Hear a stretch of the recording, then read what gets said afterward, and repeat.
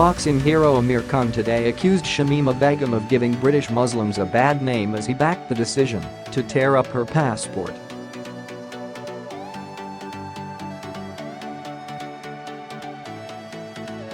Mr. Khan, from Bolton, also blasted the 19-year-old's arrogant and remorseless interviews from Syria, where she demanded sympathy from the country she fled aged 15.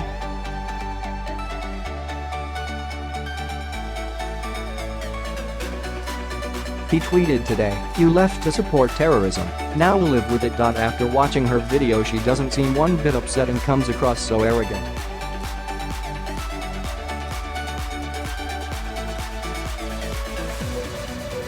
UK isn't your home. Stop giving us all a bad name, please. How Britain can strip citizenship from its enemies as long as they are not stateless. Shamima Begum, who fled the UK to join the Islamic State terror group in Syria aged 15, has been stripped of her British citizenship.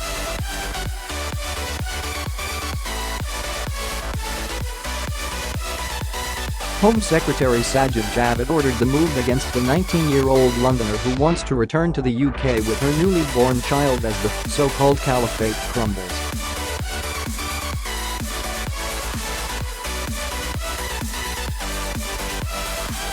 International law forbids nations from making people stateless by revoking their only citizenship.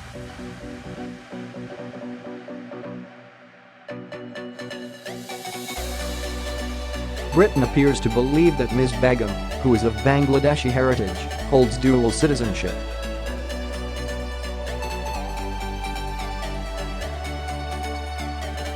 Under the 1981 British Nationality Act, any Briton can be deprived of their citizenship if it is conducive to the public good, and they do not become stateless as a result.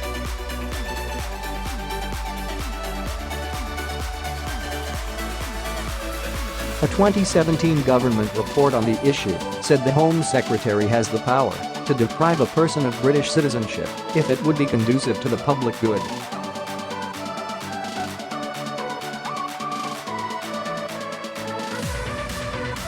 However, this only applies if the person would not be left stateless. If it is the case Ms. Begum is a dual national, she could have her British citizenship stripped.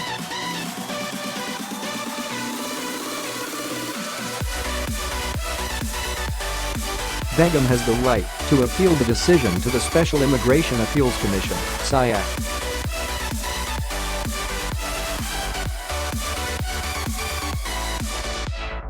The SIAC is independent of the government and allows individuals to appeal against immigration decisions by the Home Office, such as deportations and the removal of citizenship.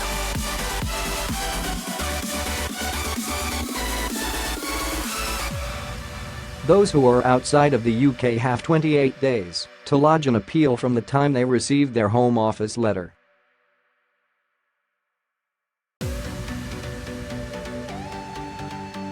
Amendments were made to British national laws in 2014 which made it easier to strip dual nationals of their British citizenship.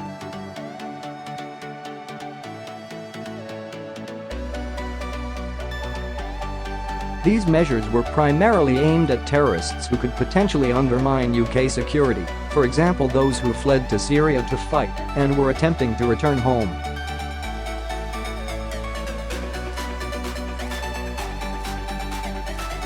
There are two other instances when British citizenship can be removed, which are permissible, even if the person would be rendered stateless.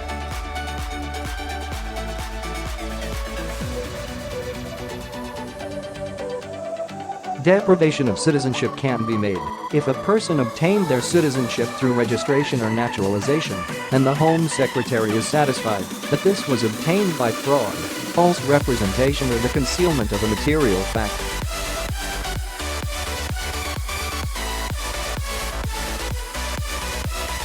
Secondly, when citizenship is obtained through naturalization and the Home Secretary believes that removing it would be conducive to the public good because the person acted in a way which is seriously prejudicial to the vital interests of United Kingdom, any of the islands, or any British overseas territory.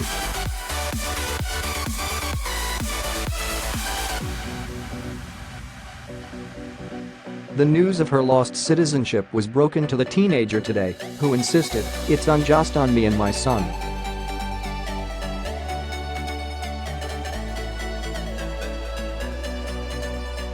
It's a bit upsetting and frustrating. It's kind of heartbreaking to read. But she admitted that if Britain won't have her, Holland might, because she is married to Dutch jihadi Yago Ryadij, and said, maybe I can ask for citizenship in Holland.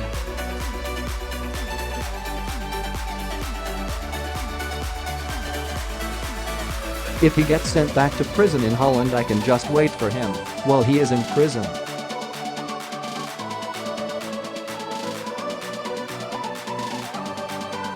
My family made it sound like it would be a lot easier for me to come back to the UK when I was speaking to them in Baghdad.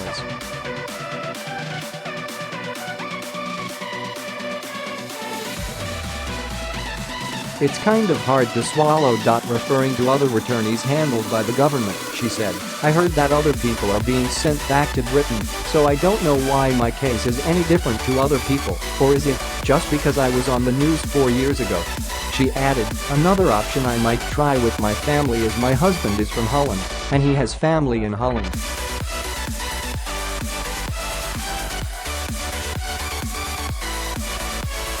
Amir Khan continues to be outspoken about his faith despite criticism from more conservative Muslims.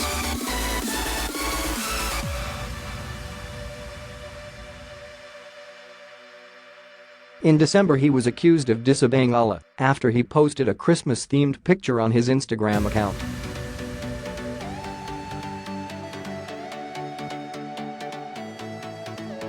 The Bolton-born boxer posted a picture of himself in a Santa hat with the caption, "What you all wanting for Christmas?" But while many fans joked about who they want to see him fight in the new year, others took exception to the post.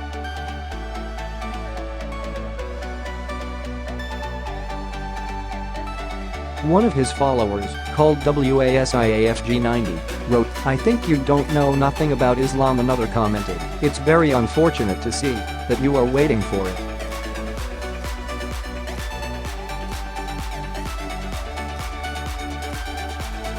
Don't you know you are disobeying Allah? Other followers told the boxer that Christmas is haram, a term meaning forbidden under Islamic law.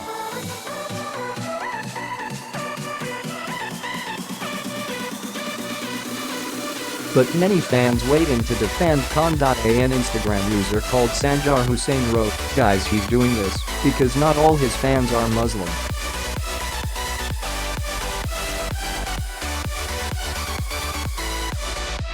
Another wrote, "You don't know Asians who live in Britain. Everyone to a point dabbles in the festivity of the nation they are born in."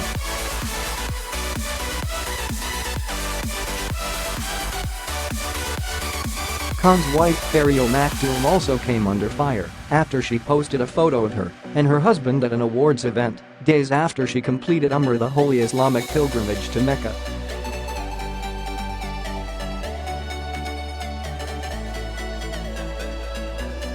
On that occasion, a critic wrote, "One day in Allah's house wearing niqab, and the next with her legs out."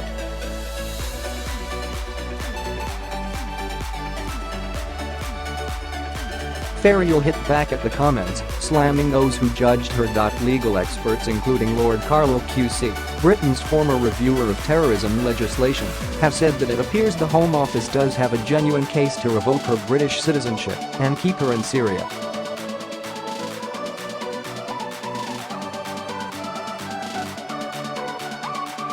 But her newborn son Jarrah is entitled to a British passport and could be used by his mother to fight to return to Britain on human rights grounds.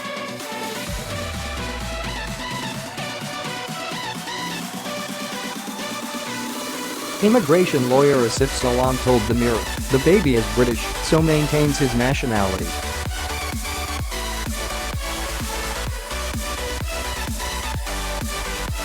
The child cannot possibly live without his mother. It's not in his best interest for the child to be in the UK without the mother.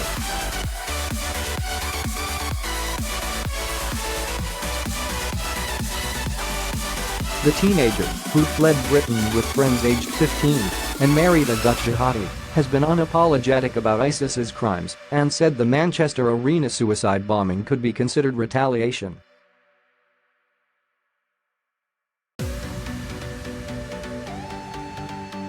She also insists that the British public should be sympathetic towards her and should be allowed back to London with her baby on human rights grounds.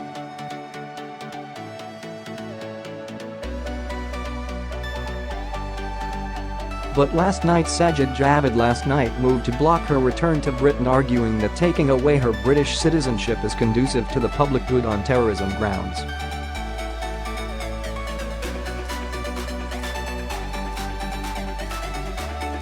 Begum's family solicitor Tasnim Akunji said Shamima said last night was surprised Mr. Javid had come to his conclusion.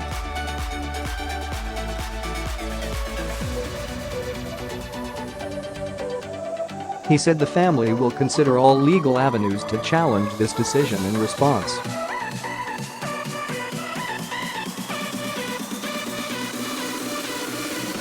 Lord Carlo QC believes that Britain does have a strong case to block her from Britain.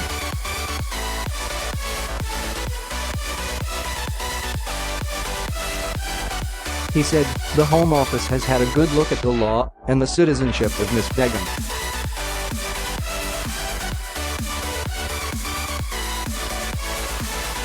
Under Bangladesh law, if her mother is a Bangladesh national or a dual Bangladesh-British national, then Miss Begum acquires Bangladesh nationality.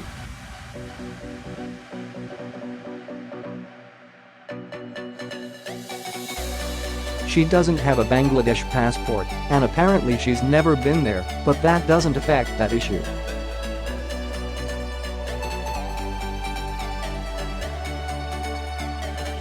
If she is a Bangladesh national as well as a British national, then the Home Secretary, on the face of it, is entitled to remove her British nationality because she does not then become stateless.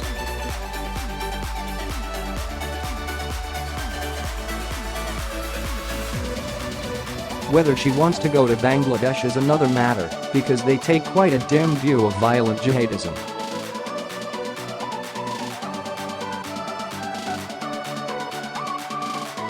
There has been a mixed reaction on social media about the decision to strip Islamic State bride Shamima Begum of her British citizenship.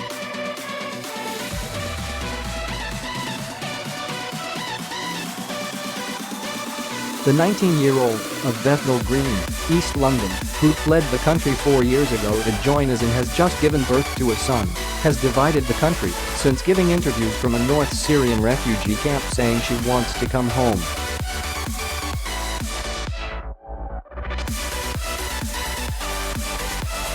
Actor, writer and broadcaster Saizan Kana Dilray said she may deserve punishment but has to go through the court system if she returns to Britain.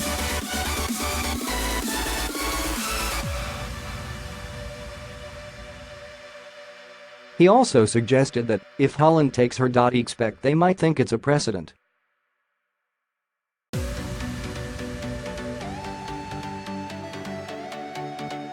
On being told that she had joined ISIS and that a line was slightly crossed, he responded, "I agree. All I am asking for is that she is subject to an investigation and a thorough legal process."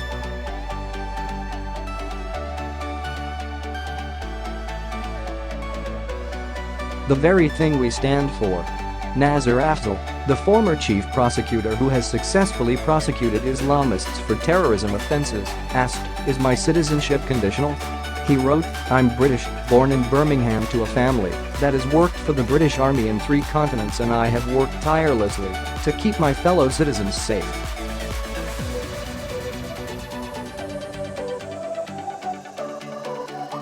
Is my citizenship conditional? When the torchbearers and pitchforks come for me, who will protect me? He also said online, "My view, she is our problem, and like tons of alleged criminals we deliver justice to them."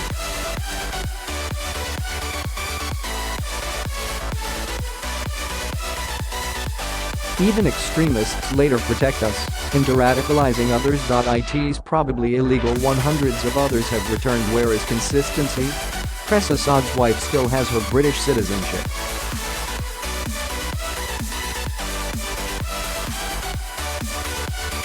Presenter Gemma Atkinson had earlier tweeted photographs of the Manchester Arena bombing victims along with the words, "Here's 22 reasons why that ISIS bride should not be allowed back in the UK." Manchester Arena. Never forget Joan Smith, co-chair of the London Mayor's Violence Against Women and Girls Board, wrote, What an ambitious and populist Home Secretary Sajid Javid is.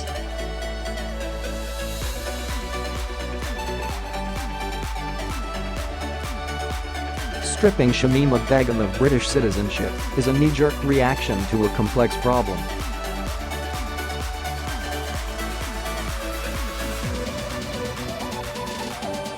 She was radicalized in this country as a child and should be dealt with here, not to mention the need to safeguard her baby.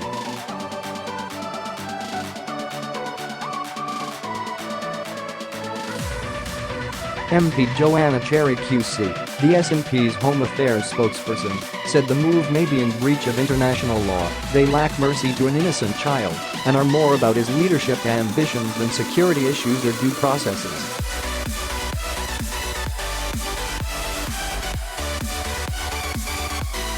Liz Saville-Roberts, the MP for Wyford Marion, added, if the rights of this British citizen are at the disposal of populist politicians, only one question remains: who next?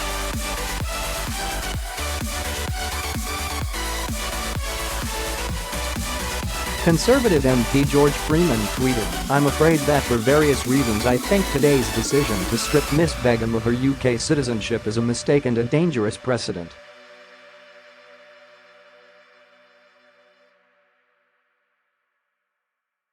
She was born here, educated here, and is our responsibility. We should defend our system and she should be brought back to face the UK courts.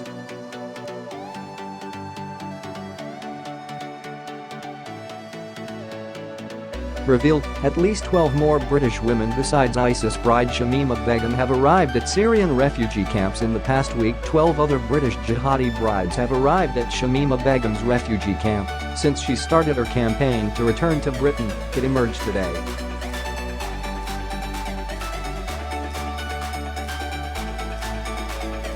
The dozen or so women have also fled ISIS's final battle in Baghdad and arrived at the Al-Hol settlement in northern Syria.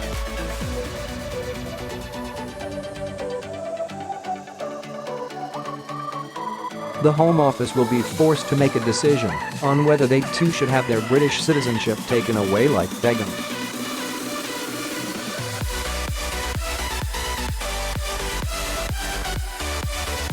These British women have run away as the caliphate crumbles, with their husbands either killed or captured.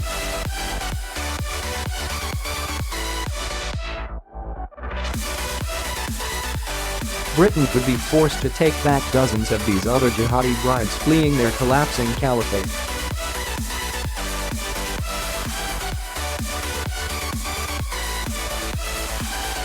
At least a dozen British jihadi brides are said to have arrived at the Al-Hol camp, where Shamima Begum is in northern Syria in the past week. Last week it emerged that tens more jihadi brides are poised to come back to Britain as their medieval caliphate is finally driven into the ground.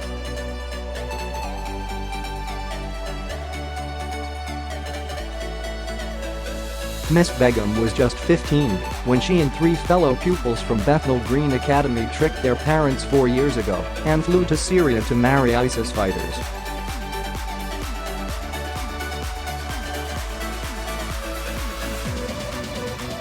There is furious opposition to the idea of Britain welcoming them back when they chose to embrace a terror organization that horrified the world with videos of hostages such as volunteer aid worker Alan Henning being beheaded.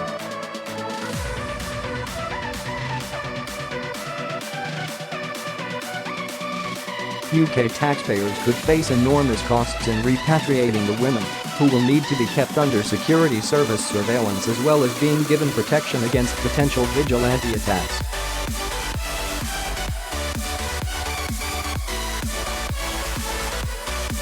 BBC correspondent Quentin Somerville, who has interviewed Begum, revealed that the British jihadi brides have arrived in force.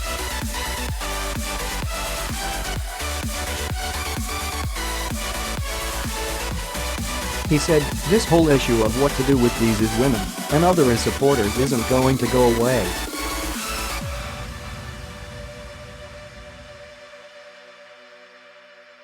We know that in the last week alone, 12 British women have arrived at displacement camps here in northern Syria.